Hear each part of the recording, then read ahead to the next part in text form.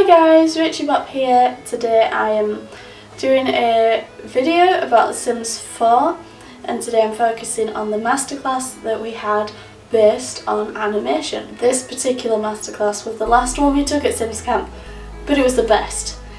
And I am totally biased because, if you don't know, I am an animator in real life, so this was really good for me to know that animation has been acknowledged to the public. I think it was really nice of the lady who hosted the masterclass to actually let you know how much work goes into this part of the process. So this particular masterclass was hosted by a lady called Marion, who is an animator on The Sims 4. And most of the things she showed us were works in progress. First of all, she showed us, she started off quite basically. She showed us a video reference that they might take in as an example for an animation within The Sims. And I also noticed on the screen that they actually work with Maya. And a new program called Swing to put it all together and cause the reactions from one to the other. They actually use something called Jazz in The Sims 3, so this is a step forward. And that's what they use to sequence things. Now, every interaction has one state machine editor scene, and they're really dynamic and realistic. They're less robot. What they wanted to do was make things less robot and more human. So I think they did a lot of studying of humans. Now in The Sims 4 we have multitasking, and this is going to be a huge thing, and obviously this created a huge job for the animators. In The Sims 3 your sim had to turn before they walk, so they would have to sort of get up and they won't go that way, so they have to stand there and turn on the spot and then set off, whereas now they will just sort of turn, they'll just go. And that's like, even though it's such a small detail, it's so needed and it's going to make everything look so much more realistic. So although a lot of you might think that the graphics are not so realistic, even though they are a huge advancement on the graphics we have now in The Sims 3, things like these flows of animation that they're putting in are going to make things so much more real without you even thinking about how it's happening. It's just going to blow your mind.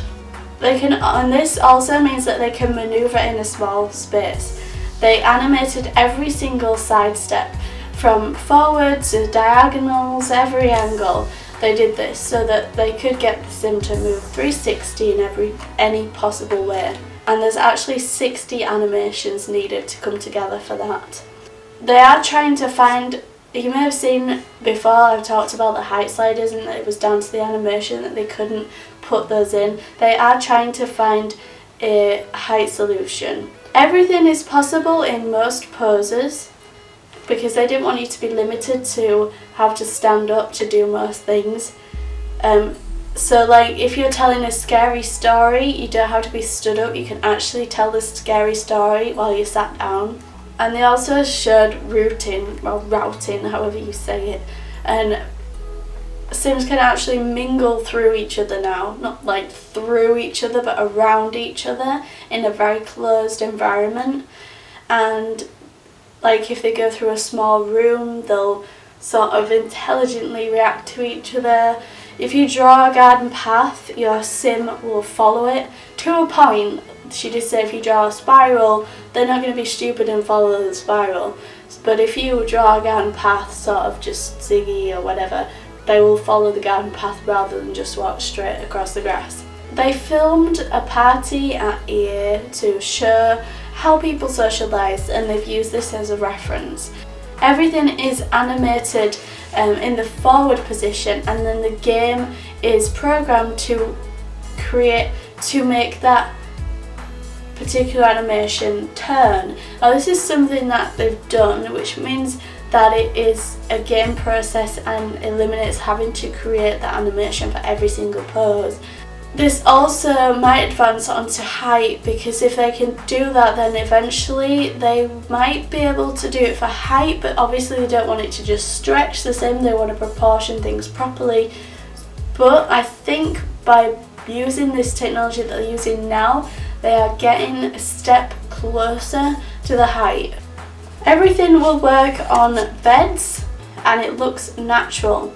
They've also, this is something that is huge for me because it's something that's always annoyed me. No one takes any notice of my thoughts on the animation. I've always tried to comment on it and I don't think many people are bothered about it because but also I think a lot of people are, but they don't realise what it is that's missing about the game.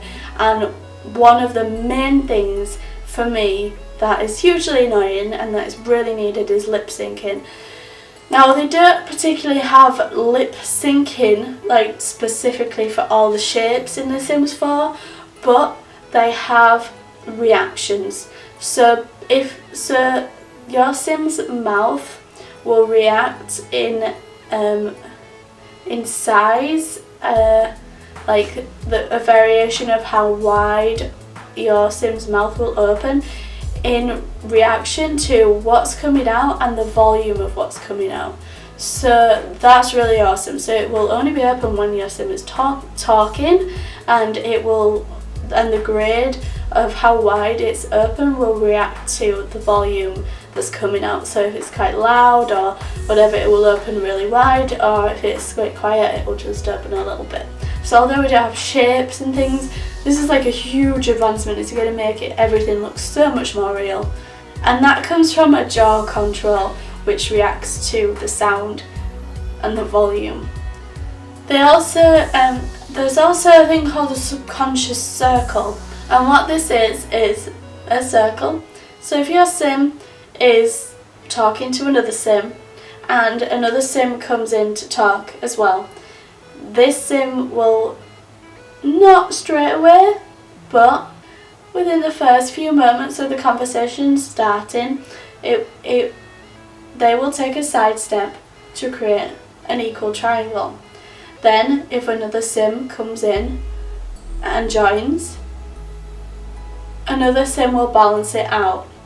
And if another Sim comes, and etc, etc, they will always balance out this subconscious circle, making group conversations extremely cool. There are many group socials to work with this too, like the Scary Story, and there have been pre-programmed tags put in there for audience reactions. So when your Sim gets to a certain part within the Scary Story, the Sims that are watching are set to react at certain points. You can carry on talking while you are on a treadmill, and the animation lays over certain things, so reactions still happen even though you're doing, and that's where doing other stuff, and that's where the multitasking really comes to light with the simultaneous animations. You can hold a drink and food at the same time while you're standing up. The hair doesn't move. We've already talked about this in a previous video, because it was a performance concern for them. All the animations are new. There are no animations taken from Sims 3 or any previous games. They are all created new. There are emotional variations of animation, and the Sims now use tables logically. There is a representation of each action in the queue, regardless of whether it's being multitasked or not. So you can cancel actions without cancelling other actions. Social and hunger can be satisfied at the same time, and you can talk while cooking and bartending, although they will take breaks. So if they're cooking and they want to say something, they'll probably they'll be stirring the pan, they'll put the pan down, they'll turn and they'll reply to what the other Sim said, and then when that Sim takes their turn to talk, they'll go back to cooking, but they're still listening and taking part in the conversation. You can read sitting anywhere. A little interesting fact here, there's 12,000 animations in The Sims 2, there's less in The Sims 3 and more in The Sims 4. So this has definitely been a big focus for them, which I'm amazingly grateful for. There's also facial overlays. but they will not be over socials or large animations. But this means that your sim will always have a facial expression, so it will never just be no emotion on their face. But they were limited by tech with other things. There was no comment about cars, like them getting into cars, and the final thing they talked about was that Sims will move within social groups, so you can be chatting in one group and move to the next. So the animation part of The Sims 4 is huge. It's maybe not something that everybody will notice as an animation, but you will definitely notice it within your game. So for me, the emotions and the new things within the game will not work without the animation, and I'm so glad that they've decided to show this off so much more. Power to animators everywhere. Let me know your thoughts about the new animation in The Sims 4, if it makes you want to buy the game, if you just couldn't give a monkey or multiple monkeys. Let me know in the comments, and don't forget to like this video, share it with your friends and enemies, subscribe if you haven't already, and I'll see you in my next video. Bye!